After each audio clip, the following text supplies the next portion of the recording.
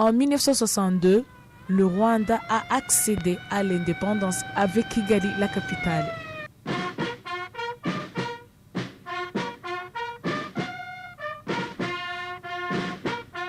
À l'époque, la capitale, comme tout le pays en général, se caractérisait par un développement plutôt lent avec très peu d'infrastructures.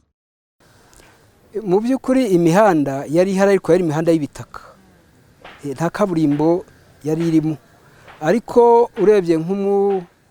Il y avait des routes non asphaltées, l'unique route goudronnée reliait le centre-ville à l'aéroport. Et dans d'autres quartiers, les routes n'étaient pas du tout macadamisées. Les habitants étaient encore peu nombreux. Il y avait même des champs à cultiver. Et on élevait des vaches en pleine ville. Abantu bari bakiri bake. Abantu bari bagifite amasambu. Tekereza umujyi, abantu bafite amasambu, bafite inka, abaturage ari bakeya babutuye mu mujyi. Il y a eu beaucoup d'améliorations de la ville de Kigali, il y a eu des gares routières, il y a eu des marchés publics bien aménagés, construits. Avant, c'était des marchés en plein air. Il y a eu des routes macadamisées. Ceux qui ont connu Kigali dans ses origines affirment que son sous-développement handicapé aussi le service, contrairement à ce qui s'observe aujourd'hui. Kanguha urugero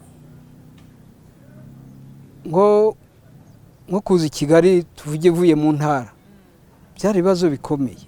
Quand on quittait la province pour venir à Kigali par exemple, c'était très difficile. L'unique moyen qui était disponible, c'était des camionnettes. Mais aujourd'hui, on se déplace à bord des taxis de confort sans problème. Tout est appréciable maintenant. Les services sont de qualité. Et quand vous allez à la recherche d'un service public, vous l'obtenez tout de suite, sans attendre un autre jour, une semaine ou un mois, comme ça se faisait dans le temps. Bigusaba ngo genda uzagaruke ejo bundi uzamara ukwezi. Ubu iyo ugiye gusaba icyangombwa n'urugero uragenda icyangombwa ukarara ukibonye. Le commerce était très limité. Il y avait des Pakistanais, des Indiens qui avaient des magasins là, sur la route là de l'avenue du commerce. Il n'y avait que ces magasins-là tout simplement. Et ça a changé avec l'informatique, avec tous les moyens que nous avons. L'homme vraiment se divertit. Il y a l'Internet.